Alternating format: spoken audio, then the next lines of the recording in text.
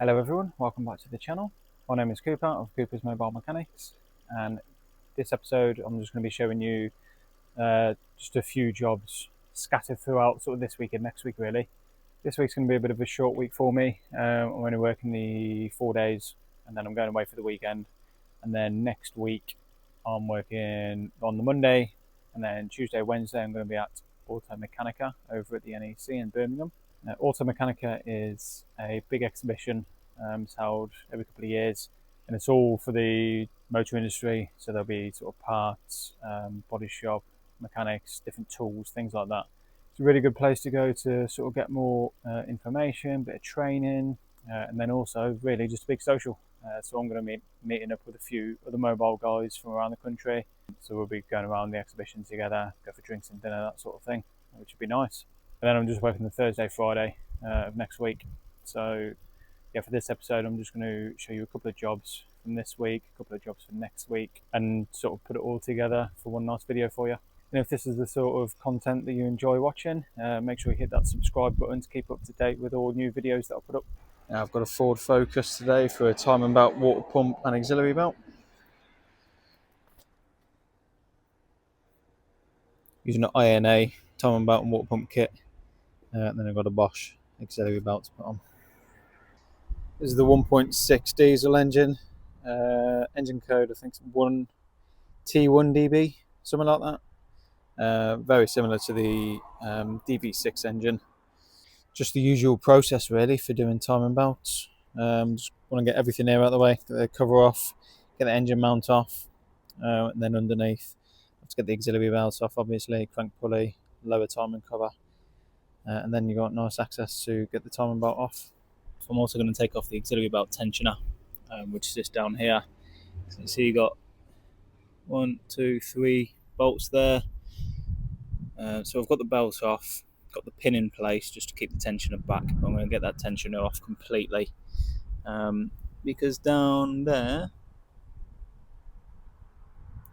maybe you can see, there's a little bolt for the lower timing cover. So I need to get it out the way to get to that bolt to make life a lot easier. Now we've got the timing cover off. You can see the belt.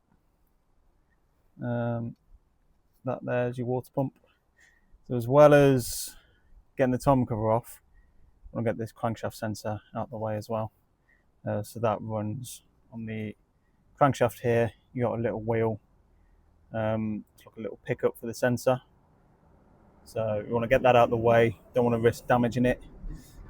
And then one essential thing, I actually had a conversation with a mate about this the other day, is to make sure you remember to put that back in.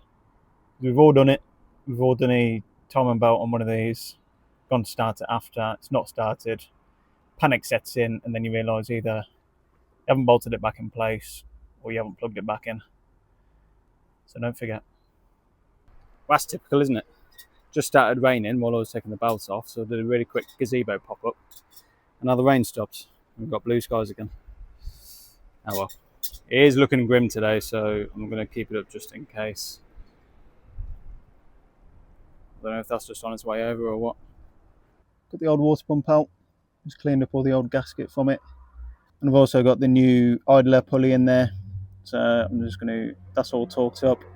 Put the water pump in now. And then I can get the new tensioner in situ. Won't torque it up yet because I want to get the belt on and then tension it up and then get it all torqued up. We've got the belt on. All I need to do now is tension it. So I just want to get a Allen key in there, turn it over anti-clockwise so that you've got a mark here. That little mark there wants to line up with that notch on there. And then you can torque it up, and then what I'll do is I'll take the timing pins out, turn it over by hand a couple of times, and then just make sure the timing pins go back in and make sure the tension is where it should be. And then I can get it all built back up. It's all back up and running. Not bad timing really. I got to the customer's house about 9:15.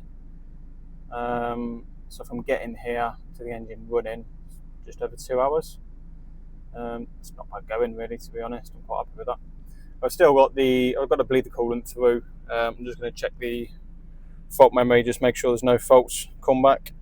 and then under tray on, weigh lash liner, and then obviously give it a road test after. But yeah, I'm quite happy with that. Nice and quick. First job for this morning is a service on this Ford Fiesta. So I've just got the oil filter, cabin filter, and a new sump plug. Should be a nice and straightforward service. I serviced it last year, and they put a new catalytic converter on there as well. From memory, I don't think there was too much to report. I think maybe the brakes, I think, were quite corroded. We'll have a look, see what's going on this year. So while the oil's draining, it's really just a case of checking all the steering and suspension components while it's up in the air. Just check for any broken springs, leaking shock absorbers. They all look okay. Things like your CV boot, just make sure that's not all split, lower ball joints. And then I'll be checking the brake pads, see what they're measuring at, and also measuring the thickness of the brake discs. Recommendations would probably really be based on what the brake pads are saying. So if they're sort of 8, 9, 10 millimeters, I'll probably wait until they're lower before changing the disc and pads together. Obviously they are corroded around the edge, a little bit scored. If the pads are closer to 4 millimeters, 3 millimeters, then you'd want to do the whole lot together. On the driver's side, it's got a little bit of play when you're shaking the wheel side to side. Feel a bit of play on the inner track rod. It looks like the track rod end has potentially been replaced fairly soon. You can definitely feel the play inside there, so we recommend getting that replaced and then wheel alignment after. As far as the brakes are concerned, the pads are measuring at 5 millimeters. The discs are above the minimum thickness, but they are starting to get corroded and scored, so I'd recommend getting them replaced sort of in the next couple of thousand miles already. The cabin filter on this one is just located here. It's underneath the driver's side, so just want to take out a little screw here. And then it's got like a little trim clip, pop that out. There's probably 3 more clips there, pull this whole panel off, and the filter should be up here somewhere. I'll just wind the screw out a little bit, and then get a little trim clip, pull that out from there, and get that out. And you should be able to pop that out like that. And then just got a couple of little T20s, I think they are. One there, one up there. I'll whiz these out.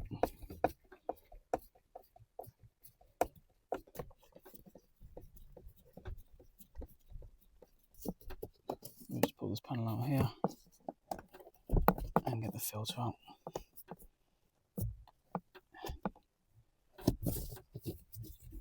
Like so.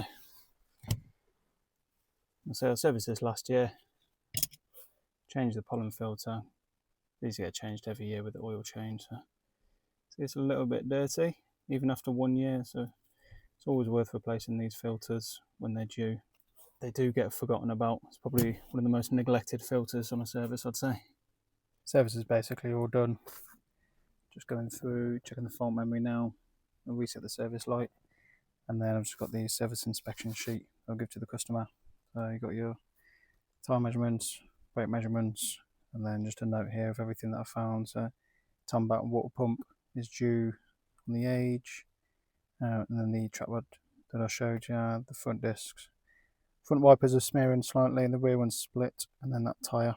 And then just put a little note there just for the next service. So next year will be the major service that's due. Next up, we've got this little 1.2 Volkswagen Polo with the engine management lights on.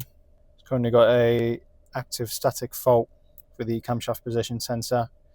So it's coming up saying open circuit or short circuit to ground. You can click on this little question mark here, and it'll just kind of give you a brief description of the fault and tell you what to check basically. So checking the wiring to and from the sensor, checking the timing. Just say on there's a little special notice there about the Skoda Fabia, the little 1.2 MPI engine, about checking the camshaft position sensor. So there seems to be a common fault on those engines. But we'll have a look. I'll start by checking the wiring. So that's the camshaft position sensor there. So you've got 3 wires going to it. They go back to the ECU here. So we'll check the wiring between there just to make sure that's okay.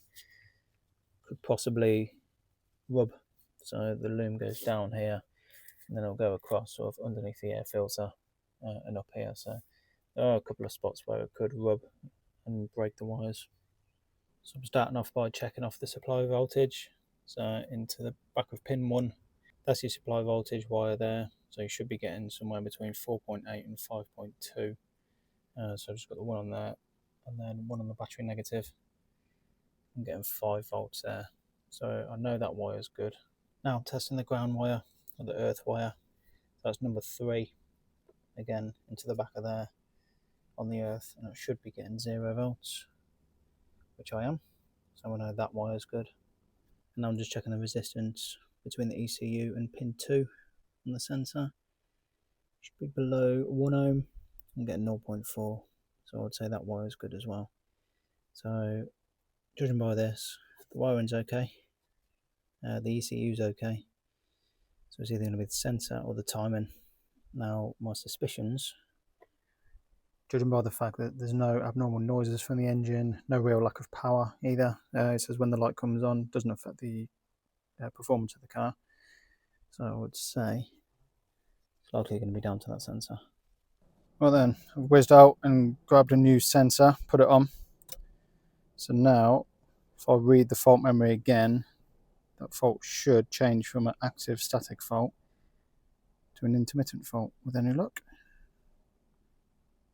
Let's find out. And it has. Nice. So, should be able to erase that fault now. And the engine management light should be gone from the dash, which it has. The lights now have gone from the dash. I'm just going to leave it running and just keep checking the fault memory, just make sure that fault doesn't come back. I'll leave that running for a little bit and see how we get on, but yeah, it's looking like it's been fixed. Well, that one's all boxed off. Sensor seems to have sorted it absolutely fine. So when I went out to go and get the sensor, I got a phone call off someone who's got a Volkswagen Golf who says he needs a new auxiliary belt putting on it. So I got a belt while I was there and I brought it with me, and luckily the guy lives about 2 minutes around the corner from where I am now, so I'm going to head over there, replace that, and then head over to the next job after that, which would be a thermostat housing on a Hyundai i10, I think it is. With this Golf, I think what I might do as well, I've brought the alternator pulley with me. If you've seen a previous video of mine where I was working on a Volvo, the auxiliary belt had snapped on that, and it was the alternator pulley, had seized up. Really common on any engine that we've got those engines, to be fair, really common for it to happen. So I'm just going to take that pulley with me just in case it is that. At least then I'll have it with me to swap over for him. We'll find out. It might just be, it's a 12 plate, so it might just be an old belt that's just broken up and snapped. But yeah, we'll see. Well, that was quick. Got there, checked all the pulleys, and found the water pump is completely seized up. It looks like, when you look at the pulley, it's like over tilted like that, and you can't turn the pulley at all, so it looks like the water pump is sort of fallen apart internally. So I've left it as it is for now, and I've just gone and picked up a new water pump, so I should be able to head over later to go and do it. It just means I'm going to be working late today, but that's fine.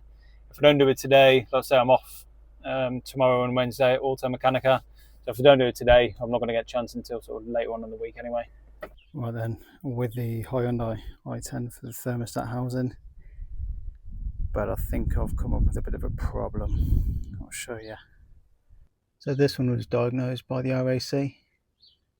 So I priced up everything that he'd priced up when he phoned up Hyundai. So you can see there, it's dripping from the thermostat. However, if you look at that metal pipe that's going into it, it is paper thin. It's really rusted. And in order to change the thermostat housing, that pipe needs to come out, and I can guarantee that either that's going to break or that's basically the cause of the leak. Now in order to change that, in order to get to the bolts to get that pipe out, I need to get the inlet manifold off, and it's a much bigger job than just replacing the thermostat housing. Also, that pipe isn't going to be readily available anytime soon, certainly not today. So I think I'm going to have to come back another day, come with a new pipe and replace it all, because if I try and take that pipe off to replace the thermostat housing, either that's going to break or it's not going to cure the leak. So I think I'd rather come back with a pipe another day. But my problem is trying to find a time for them, really. It might have to... I think we're going to have to work late on Friday, maybe. That's probably my only time. I'm booked up for about 2 weeks. Never have just a straightforward day, dear. So now I'm back with the Golf, with what was originally going to be an auxiliary belt. Obviously the water pump down here, you can't even turn the pulley by hand, it's completely seized up. It looks like it's kind of over to one side as well. So I have seen sort of inside here, the water pump internally just kind of collapses. So hopefully it's going to be nice and straightforward to get out. Like I said, I've had them before when they've collapsed. It kind of gets itself wedged inside the engine. But I'm hoping that's not going to be the case today. You see, so there's leaking coolant as well. I just stuck my head under. You see that bolt there? So you've got your water pump and then you've got a pulley that's bolted on. One of these is actually loose. So I don't know how that's happened. Maybe it's just worked its way loose from sort of the engine turning, belt turning around, kind of shaking it loose, because obviously that was seized, so that wasn't turning. Just kind of shaked itself around. But yeah, I'll whip these out, get the pulley off, and then might need to get the engine mount off to get the water pump out. It's been quite a while since I've done one of these, so just need to kind of remind myself how to do it. Well, that's not good. That's yeah, that's pretty bad.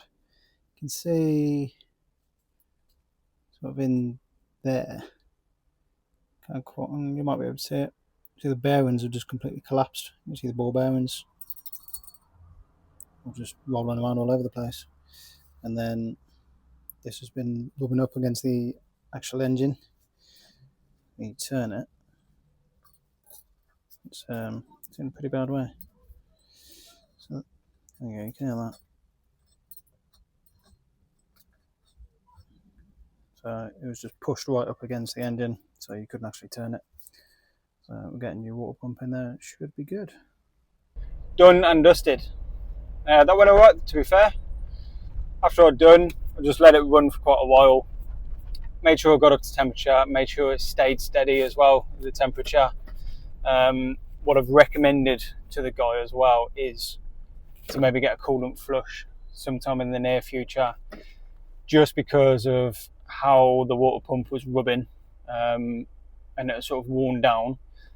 There's a chance you might just get a lot of filings from it, which might get into the cooling system and potentially block it up as well. You might get into the heater matrix or somewhere like that and cause issues. So I'd say it's worth getting a coolant flush in the near future, just to be on the safe side. Everything was fine. I went out it running, like I say. Temperature stayed steady, had heating coming out, no overheating, anything like that. So yeah, that's all sorted. The Hyundai, I'm just going to have to price that up and try and squeeze them in somewhere. It's a bit annoying, really. It's been a bit of a busy fool today, I guess. Like, I've been busy, but not overly productive. Finished now, was it just gone 7:30? So it's been a fairly long day, but just a lot of driving backwards and forwards to collect parts, going over to this Golf initially to replace the belt, and then obviously find out the water pump was needed, so I had to go back again later on in the day. The Hyundai going over, spending a bit of time stripping it down to have a look, to then find I'm going to have to rebook it anyway. So yeah, a bit of a busy day, but not a good busy day. Obviously, it's nice to be. We all want to be busy, but we want to be productive while we're busy, don't we? So, never mind. So tomorrow, going auto mechanica, but I'm just going to go and replace a front spring on a Golf first thing. He messaged me over the weekend with a snap spring. So obviously, I can't really wait, can it? So I thought I can squeeze you in, do that first thing in the morning, and then head over to auto mechanica after. All right then, Tuesday morning, just before I head off to auto mechanica, just got a spring, shock absorber and top mount to do. So the spring's broken there. The top mount is just completely collapsed, so we're replacing that. When he sent me a picture, see the shock absorber's slightly leaking, so he said we might as well do the shock together all in one hit. Essentially what I need to do is get the brake caliper off, bring it over this way, get the drive shaft off, get the 3 bottom ball joint nuts out, drop link, and then I can split the hub off the shock absorber, and then you've just got, tucked under here, you've got 3 bolts holding the top mount in. Well, everything's out. See the top mount and bearing is in a pretty bad way. It's all just falling to pieces ready. And it's a good job of doing the shock absorber too, because it is leaking oil, and there's not really much sort of compression in there either. So it really will just save them money in the long run. So rather than just doing the spring and top mount today, if we were to do that, then eventually you'd need a shock absorber, say in the next 6 months or a year, and then you'd have to pay the labour all over again. So got a new shock, new spring, new top mount, and then we'll reuse the bump stop and the boots because they're fine. A little bit dirty, but absolutely fine. So now I just need to get the new spring, compress it down, put the shock and top mount on, and get it all back in the car. So I've got the spring set on the spring compressor, and then I'm just going to wind it up to squash it down. What I do is just get a bit of rope and I tie the spring to the spring compressor just in case it slips out, in which case it shouldn't, in theory, fly out too far, but haven't actually found that out yet, so that's all based off hopes and dreams, I guess. But yeah, I'll squash it down and I'll get the shock absorber, slip it through there, get the top mount on, with the bump stops and everything, wind your nuts on there, and then you can, once you've got that tightened up, then you can release this. And there we have, with the new shock, new spring, new top mount. So far, touch wood, that's one of the easiest springs I've done in quite a while. However, now the heaviest rain has just come down, ready for me to put the new shock in. Good. Well, I think I timed that well. It was raining while I was working. As soon as I finished, got in the van, it's torrential rain now. So, yeah, good timing. Anyway, that'll conclude this week's episode. I'm now just going to, hopefully you can hear me over the rain, this is bad. I'm just going to go and collect some new work hoodies, because these are shrunk in the wash and a bit battered and bruised. So I'm going to collect those and then head over to Auto Mechanica.